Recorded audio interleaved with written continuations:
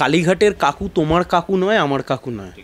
কালীঘাটের কাকু ভাইপো অভিষেক ব্যানার্জির কাকু। ভাইপো অভিষেক ব্যানার্জি রাজ্যের মুখ্যমন্ত্রীর ভাইপো। তাই জন্য কালীঘাটের কাকু দিনের পর দিন বাচ্চাদের ওয়ার্ডে ভর্তি থাকবে, দিনের পর দিন এসএসকেএমে ভর্তি থাকবে, এটা অস্বাভাবিক তোমার আমার কাছে হলেও মমতা ব্যানার্জি অভিষেক ব্যানার্জিদের রাজত্বে এটাই স্বাভাবিক, এটাই স্বাভাবিক। আবার ঘুরপথে এটাও ঠিক যে ইডি বা সিবিআই কেন কোনো ড্রাস্টিক স্টেপ নিচ্ছে না, কিসের জন্য নিচ্ছে না, কোন কারণে নিচ্ছে না। স্ট্যান স্বামীর ক্ষেত্রে যে বিজেপির সরকার এতটা রূঢ় হতে পারে, সেই বিজেপির সরকার কালীঘাটের কাকুর ক্ষেত্রে এত তার মায়া দয়া কিসের জন্য? একেবারেই তাই। বিজেপি কিন্তু পরিষ্কার তাদের স্ট্যান্ড পয়েন্ট ক্লিয়ার করেছে। রাজ্য কমিটি থেকে তারা বলেছে আদালতের নির্দেশে এই তদন্ত চলছে। ইডি সিবিআই একদম স্বাধীন স্বতন্ত্র সংস্থা, তারা তাদের কাজ করেছে। কোনোভাবেই তা সে ভারত সরকার বা ভারতীয় জনতা পার্টির কোনো রকম যোগাযোগ নেই।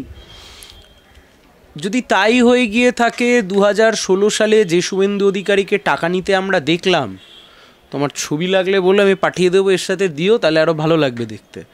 ভারতীয় জনতা পার্টির নিচে দেখা যাচ্ছে, ইউটিউবের তোমার পেজ দেখা যাচ্ছে, আর তার সাথে সাথে অন্যদিকে দাঁড়িয়ে শুভেন্দু অধিকারী টাকা নিচ্ছেন। এত তো অপেক্ষা করবার জায়গা নেই। সেই সমস্ত ছবি ভিডিও তো সব মুছে দিয়েছে বিজেপি, মুছে দেওয়ার চেষ্টা করেছে।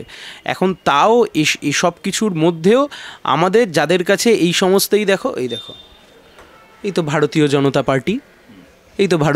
পার্টি, বাঁদিকের একদম তলায় শুভেন্দু টাকা নিচ্ছে, তো দেখা যাচ্ছে, আমি তো গোল করে রেখেছি। তাহলে বিজেপির আবার রাজ্য কমিটি কী গো?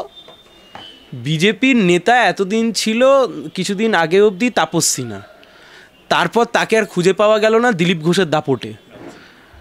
হ্যাঁ, তারপর শুভেন্দু অধিকারীরা এমন দাপট দেখালো, তারপর আর এখন দিলীপ ঘোষকে খুঁজে পাওয়া যাচ্ছে না। বিজেপির আবার এত রাজ্য কমিটি কেন্দ্রীয় কমিটির কী আছে?